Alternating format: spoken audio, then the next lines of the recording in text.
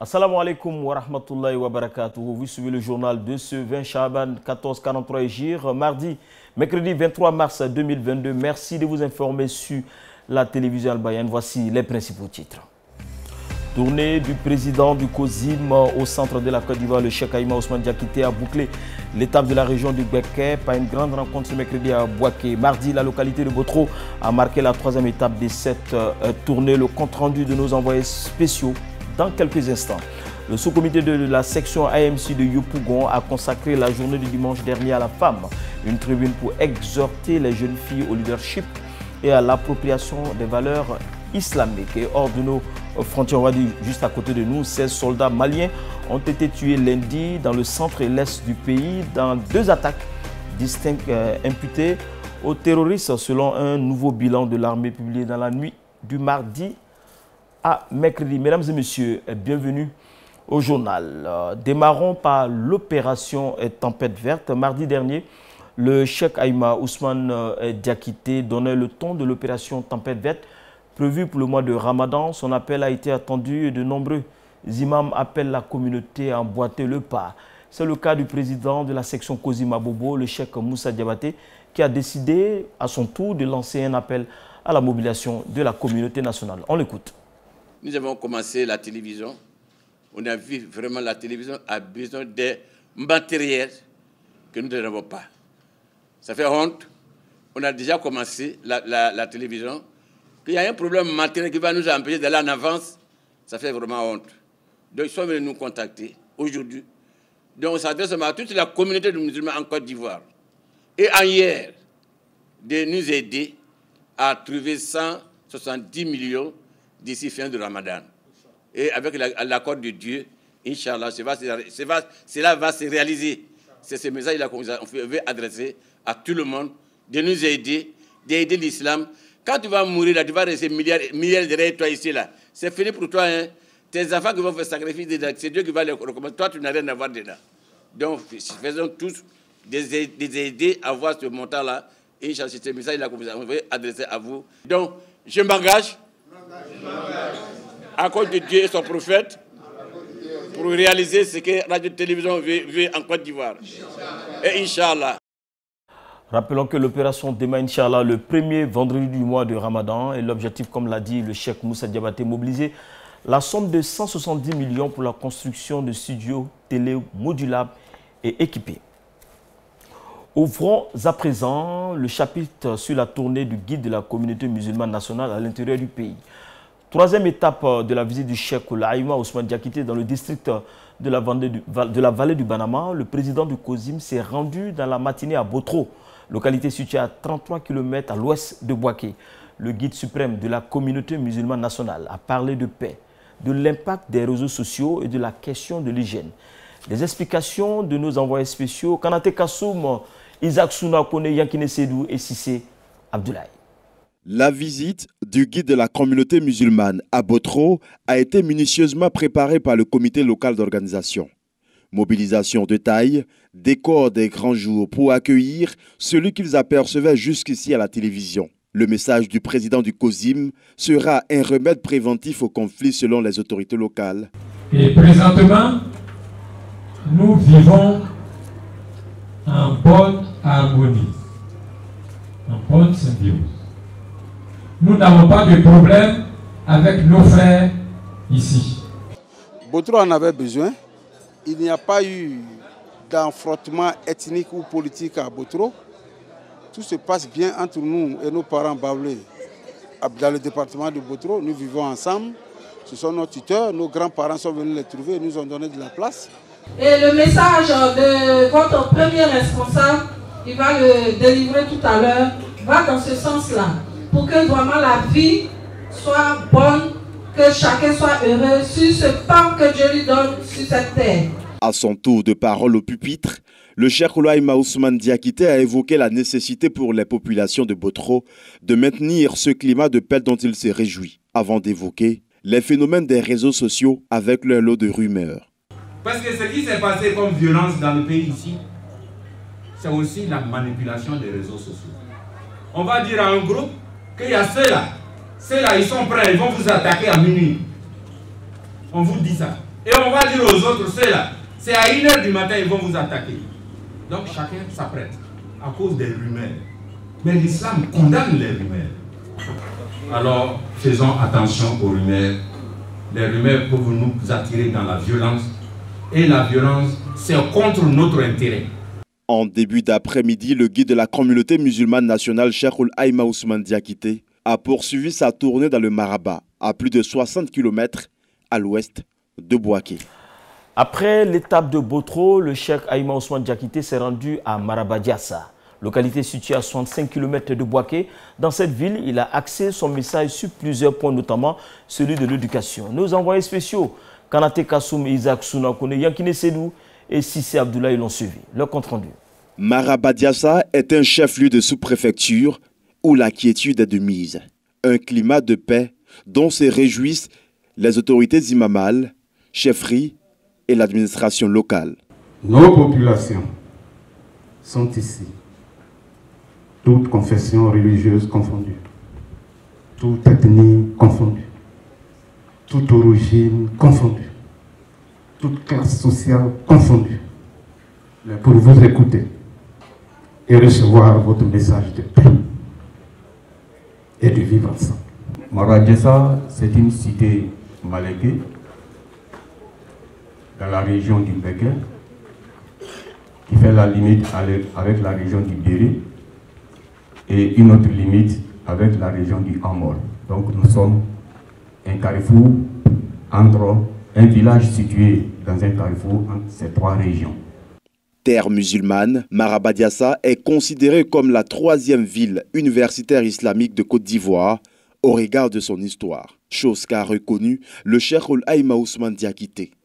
Nous sommes venus à Marabadiassa en signe de reconnaissance pour ce village, pour tout ce que ce village a donné à la Côte d'Ivoire, que dis-je, à l'Afrique de l'Ouest, des savants qui ont développé l'islam tout autour de cette région. Une ville qui est un lieu tampon entre les civilisations.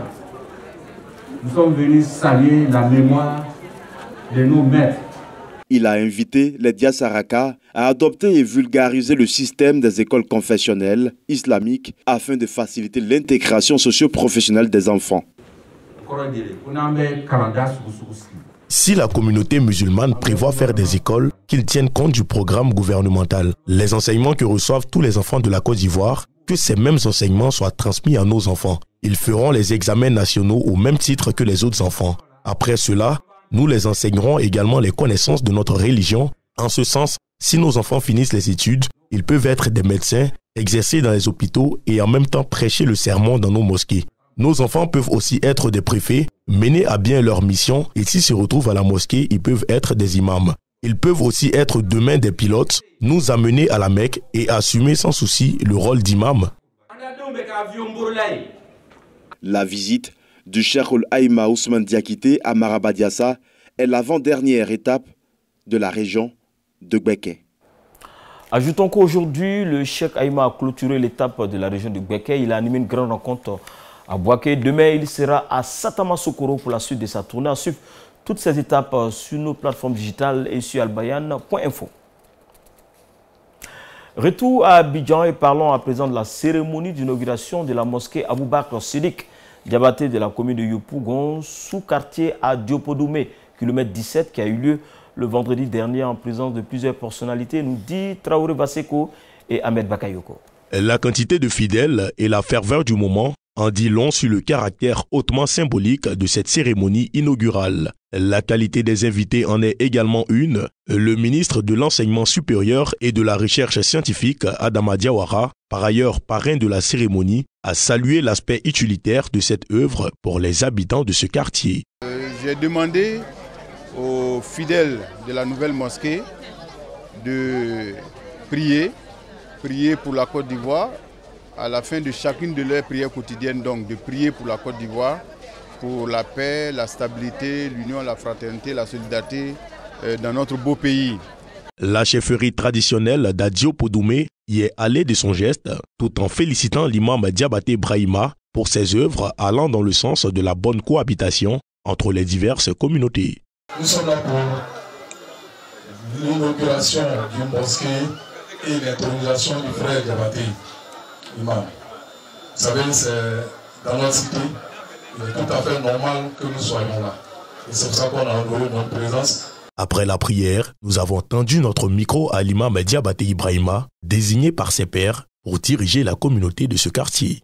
L'islam, c'est une religion tolérante, c'est une religion de pardon. En tant que l'imam qu'on vient de m'introniser, je ne peux pas être parfait sur tout. Si il me voit que je suis dérapé, je suis un être humain. Il me m'aider à me guider, c'est tout ce que je leur demande. La mosquée Aboubakar Siddiq Diabaté ouvre ses portes à quelques jours du mois béni de Ramadan, un ouf de soulagement pour les populations qui pourront aisément exercer leur devoir de spiritualité. Toujours à Yopougon, le collège Mamadou Traoré a servi de cadre dimanche dernier à la journée féminine du sous-comité 2 de l'AMC dénommé Al-Munawara et placé sous le thème Leadership des femmes musulmanes entre valeurs islamiques et dynamiques sociales. Reportage Awa Adama Koulibaly, Tiernosila. Dans un monde en perpétuelle évolution où cohabitent plusieurs religions, la place de la femme, notamment musulmane, est constamment sujet à débat. Son voile souvent critiqué n'est pas un frein à son développement intellectuel et professionnel. Pour être leader, la femme se doit d'engranger certaines connaissances de valeurs autant religieuses qu'humaines. Il appartient à la femme de se nantir de ces valeurs qui font la force de l'islam et qui feront sa spécificité. Valeurs intellectuelles parce que la quête du savoir elle est fondamentale en islam, mais aussi valeurs éthiques et spirituelles parce que l'islam est aussi un code de vie, une philosophie, un mode de vie comportemental.